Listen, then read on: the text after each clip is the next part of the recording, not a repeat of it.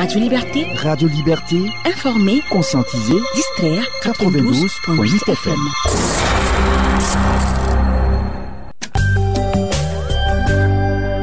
La grande édition du journal, présentation Tanga Thierry Zongo.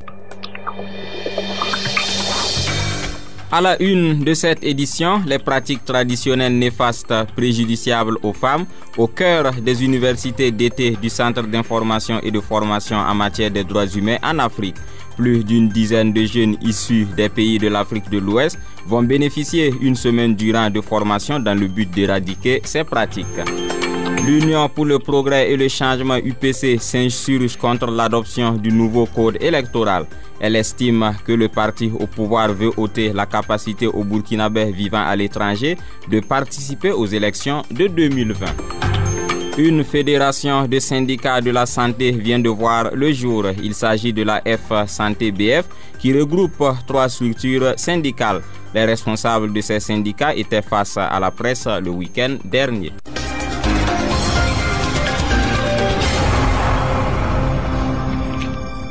Bienvenue à toutes et à tous et merci de choisir Radio Liberté pour vous informer. 6 personnes, dont 5 gendarmes et un civil, ont trouvé la mort samedi dernier dans une attaque armée contre une mission d'escorte de la gendarmerie à Bungu, dans la région de l'Est. Un communiqué du ministère en charge de la Défense précise que 4 des gendarmes sont morts lors de l'explosion d'une mine au passage de leur véhicule et le 5e est le civil lors des échanges de tirs avec des assaillants. Cette équipe de la gendarmerie est chargée d'assurer la sécurité du site minier de Bungu, lit-on dans le communiqué. Après le Sahel, la région de l'Est est maintenant le foyer des attaques terroristes qui touchent le Burkina Faso. Cet assaut intervenu à 2 jours de l'an 1 de l'attaque qui avait touché le café Aziz Istanbul à Ouagadougou le 13 août 2017 et qui avait fait 18 morts.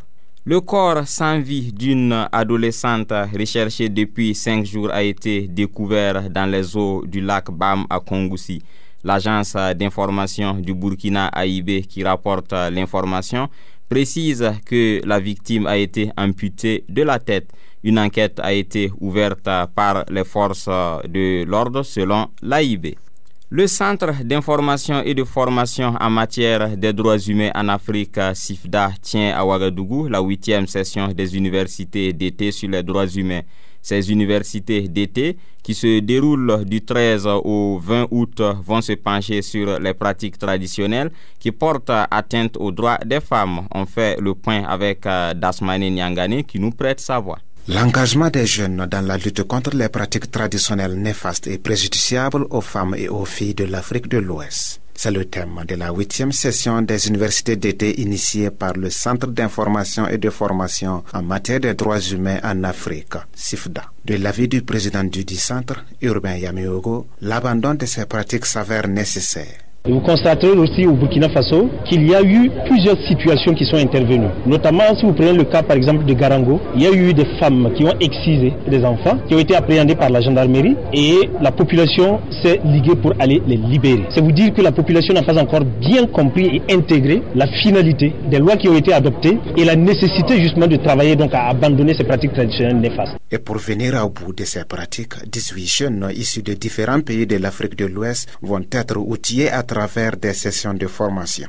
Les participants aussi auront l'occasion de voir quel est le fondement juridique aussi qui plaide en termes donc de droit international par exemple, qui plaide en faveur donc de l'élimination de ces pratiques. Mais ce qui est important et la spécificité donc de cette formation, c'est que les jeunes vont être accompagnés dans l'élaboration de projets et il y aura une compétition de projets et un jury va trancher et le meilleur projet donc va bénéficier d'un prix et d'un accompagnement concret financier pour sa mise en œuvre. Les pratiques traditionnelles préjudiciables aux femmes comprennent, entre autres, les mutilations génitales féminines, les mariages précoces et forcés, l'exclusion sociale des personnes accusées de sorcellerie.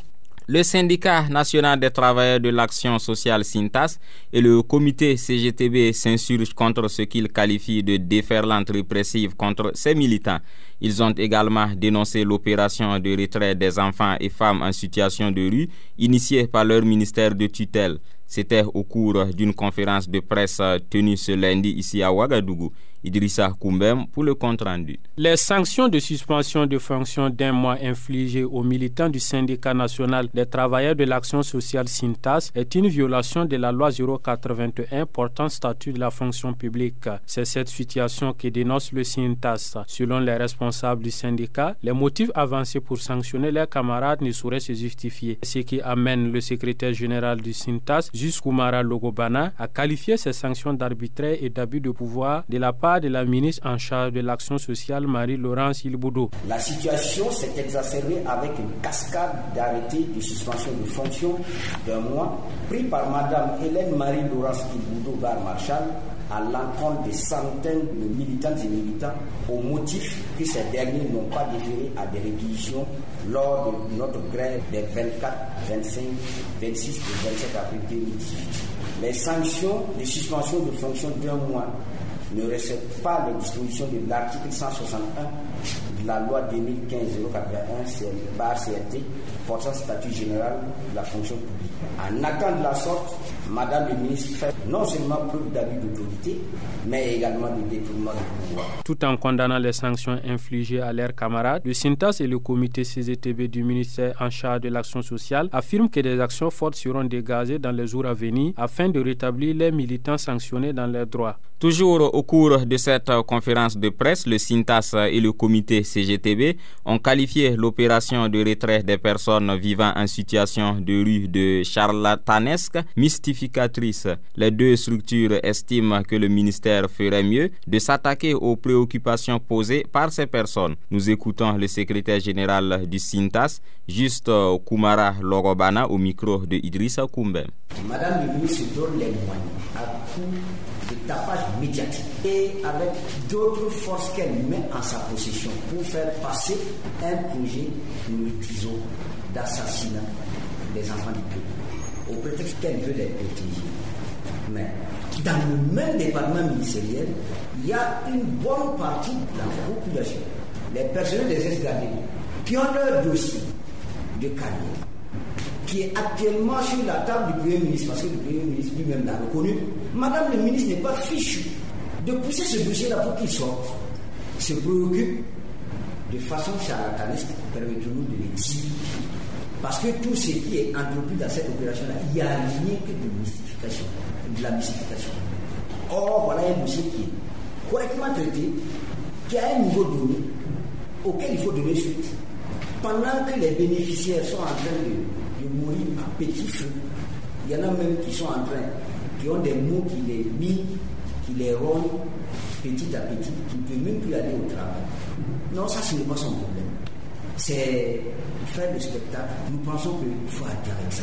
Nous vous demandons, vous, comme des presse, vous allez la rencontrer, demandez-lui quand même si elle est informée de ce dossier, qui est majoritairement d'ailleurs constitué de femmes. Pour un ministère qui doit s'occuper des femmes, viser à leur autonomisation, à leur promotion, c'est quand même un paradoxe difficilement avalable.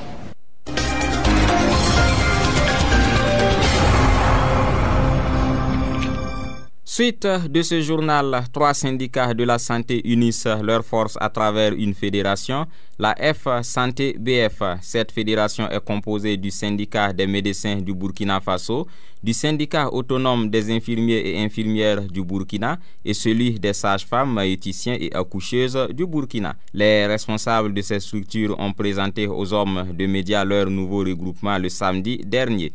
Plus de précisions avec Rabi Kaba et Dasmane Nyangane. La F Santé BF, ou la Fédération nationale des syndicats de la santé humaine du Burkina Faso, qui vient de naître, dit se positionner comme l'une des principales forces de défense des intérêts matériels, moraux et professionnels des travailleurs de la santé. Progressiste et anti-impérialiste, mais sans idéologie politique selon ses initiateurs, la F Santé BF compte fonctionner à l'interne sur le principe du consensus basé sur la critique et l'autocritique pour la construction d'un système de santé performant. Ainsi, l'équipement des centres de santé est le tout premier combat que compte mener cette nouvelle fédération. Pour ce faire, le porte-parole des 3 syndicats, Alfred Ouedraogo, par ailleurs secrétaire général du syndicat des des médecins du Burkina SIMEB indique la voie à suivre. La fédération, très rapidement, nous allons proposer un mémorandum au gouvernement. Et si le gouvernement n'agit pas, nous allons prendre des actions énergiques. Parce qu'aujourd'hui,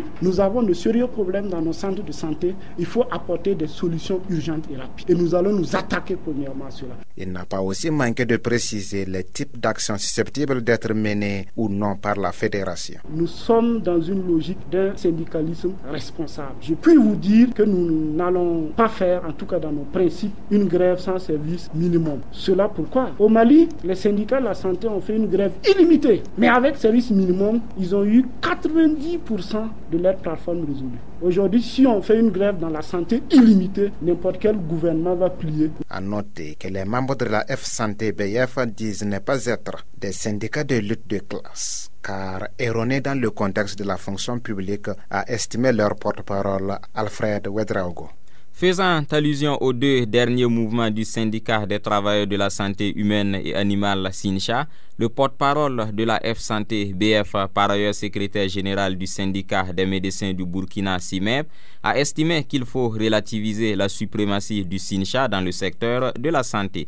Alfred Ouedraogo s'exprime au micro de Rabi Kaba et de Dasmane Nyangane. Vous avez suivi les 2 dernières grèves du SYNCHA. Il y a eu une première grève suite à ce que nous appelions la jurisprudence de Puitenga. Ensuite, c'était une grève caisse vide. Moi, je suis à l'hôpital de district de Borgo. Nous avons eu plus d'argent ce jour que d'habitude. Donc aujourd'hui, le peuple est mûr. Moi, je pense que si l'on veut utiliser des argents pour un appareil comme mouton de Panurge, on lutte. Mais le peuple actuel est bien éveillé. Donc je pense qu'il faut qu'on arrête de dire que s'ils mènent des actions comme si les autres ne comptent pas. Avant, c'était juste, parce qu'on n'était pas autant nombreux. Maintenant, je pense qu'on devient de plus en plus nombreux. Il faut relativiser. Ils sont forts. Il ne faut pas être démagogique. C'est le plus ancien, c'est le plus représentatif, c'est le plus organisé. Ils ont une bonne formation. Il ne faut pas être démagogique, on le reconnaît. Mais ils ne sont pas les seuls aussi forces syndicales dans ce système de santé. Le forum ouvert sur les biotechnologies agricoles au FAB a célébré l'excellence en journalisme le vendredi dernier. Le prix OFAB, qui est à sa 2e édition, a reconnu le mérite de 3 productions journalistiques qui se sont intéressées à ces biotechnologies. Les détails avec Idrissa Koumbem. Le Niébé BT, la controverse ira-t-elle jusque dans les plats? C'est l'article qui a permis au journaliste du journal Info Sciences Culture, Jean-Yves Nébié, d'être sacré lauréat de cette 2e édition du prix Forum ouvert sur la biotechnologie agricole section du Burkina, OFAB. Jean-Yves Nébié. Mon œuvre a porté sur le Niébé BT qui est actuellement en laboratoire en expérimentation. C'est une technologie qu'on a commencé à expérimenter en 2011 et qui est très importante parce que ça permet de lutter contre les ravageurs. J'ai travaillé sur ça pour montrer que les consommateurs voulaient de ce Niébé. C'est ce que j'ai mis en exergue. Pour le ministre de la Communication, patron de cette cérémonie, ce prix célèbre non seulement les hommes de médias, mais également la richesse technologique du Burkina. C'est pourquoi il invite les hommes de médias à s'investir davantage dans les productions scientifiques. Rémi Fulgence Dandjono. Notre souhait donc que les journalistes, par leur enquête, leurs reportages, leurs dossiers, leurs débats, couvrent tous les aspects de la vie politique et sociale, mais également celle du domaine de la recherche scientifique. Et je reste convaincu que s'intéresser à ce sujet, à savoir la recherche nationale, ne doit pas être justement réservé aux quelques lauréats du prix OFAB. Jean-Yves Nébié est secondé par Bourema Zagré des radios Unitas de Diebougou et par Tierma Ouedraogo du quotidien d'État Siroya. De nouveaux défis s'ouvrent à ces 3 lauréats car ils devront aller en compétition sur l'échiquier continental selon les promoteurs du prix OFAB. Après l'adoption du nouveau code électoral, le mouvement du peuple pour le progrès MPP veut ôter la capacité aux Burkinabés de la diaspora de pouvoir prendre part aux élections de 2020.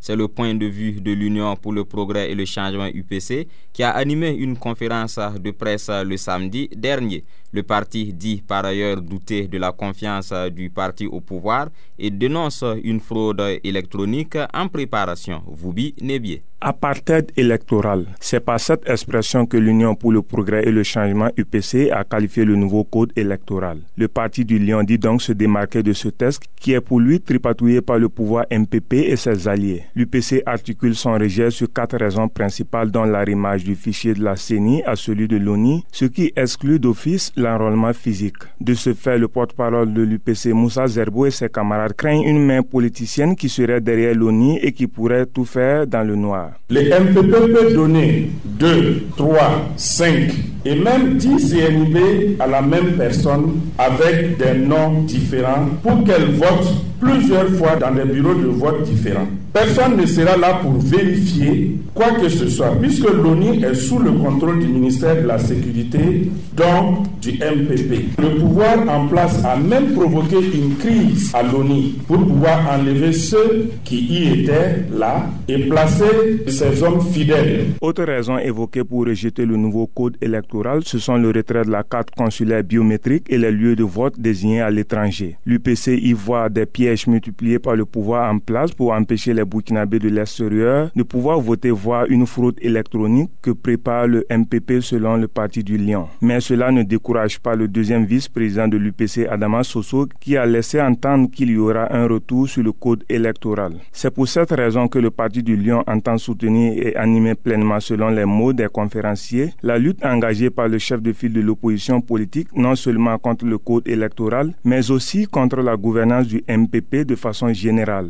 À la question de savoir s'il est nécessaire d'organiser des marches-meetings, le porte-parole en chef de l'UPC a déclaré que le pouvoir en place n'entend que le langage de la lutte. Moussa Zerbo s'exprime au micro de Voubi Nebié. Norbert Zongo disait ceci: lorsque vous engagez un processus, vous vous mettez à dire que vous dialoguez. Vous dialoguez et il faut dialoguer avec quelqu'un qui est prédisposé au dialogue. Tel que vous voyez sur la scène politique et les déclarations, justement, vous faites bien de relever les propos du président du groupe parlementaire MPP.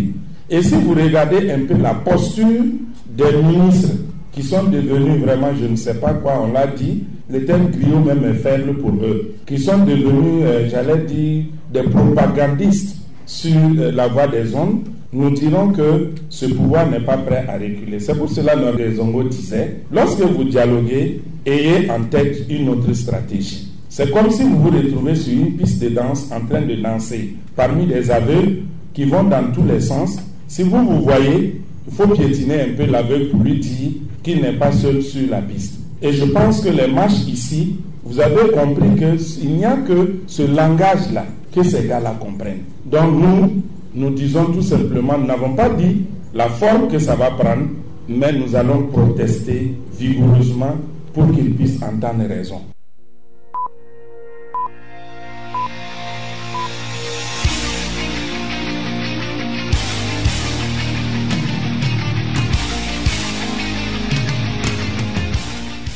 Actualité hors de chez nous, l'économiste franco-égyptien Samir Amin s'est éteint ce dimanche à Paris à l'âge de 87 ans. Farouche défenseur d'un développement marxiste pour les pays africains, il a toujours dénoncé les politiques des institutions financières internationales et suggéré une redéfinition de l'ordre mondial basée sur le capitalisme financier et supprimer ces institutions.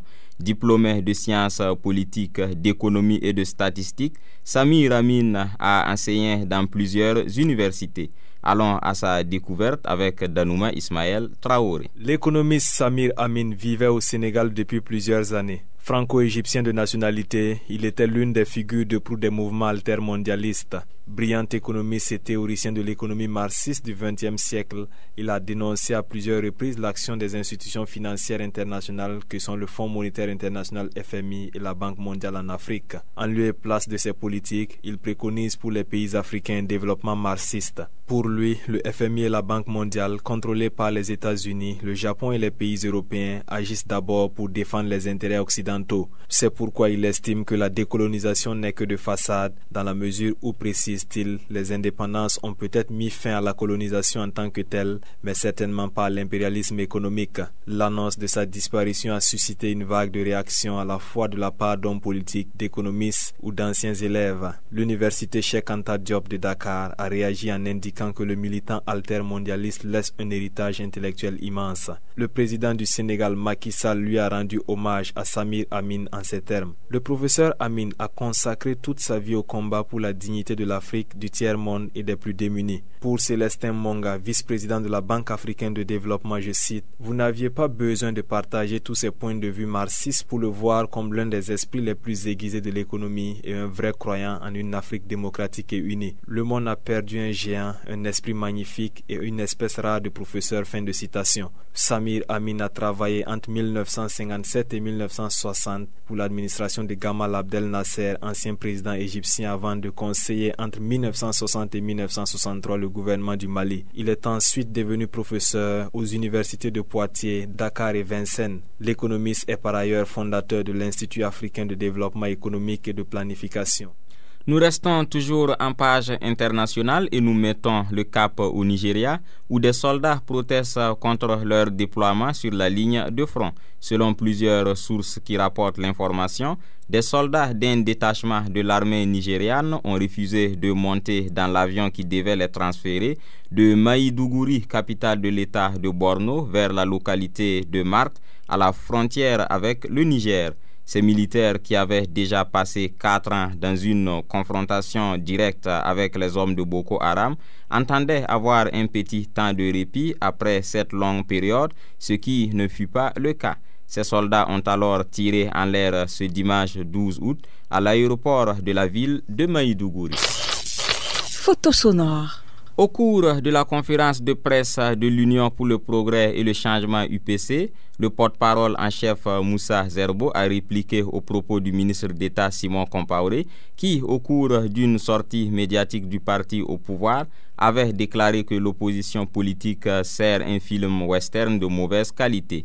Selon Moussa Zerbo, Simon Compaoré est habitué au volte-face au reniement avant d'ajouter que ce dernier est toujours dans l'erreur après sa repentance. Nous l'écoutons en photo sonore. Si les FESPACO devaient primer le film le plus médiocre, le plus nul et le plus ridicule, le lauréat serait sans doute Simon Compaoré pour son court-métrage Tranquilos Yada Yada. Ensuite, que pèse encore la parole de Simon Compaoré? Sous la Révolution, Téguélé, comme on l'appelait, feignait de défendre la Révolution. CDR Bounian, il se promenait même avec un pistolet. Mais après l'assassinat de Sankara, il fait partie de ceux qui ont salué la rectification et ceux qui ont applaudi Blaise Compaoré. Ce même Simon plaçait Blaise Compaoré après Dieu et son Père. Il a participé au meeting pour soutenir le Sénat et la modification de l'article 37. Mais quand il a vu le vent tourner avec Roch Kaboré et autres, Simon a trahi Blaise pour venir à l'opposition. Simon Compaoré est habitué au volte-face, aux trahisons et au reniement. Sur cette question du code électoral, ne vous étonnez donc pas de voir Yada Yada à la place de la révolution pour demander encore pardon au peuple.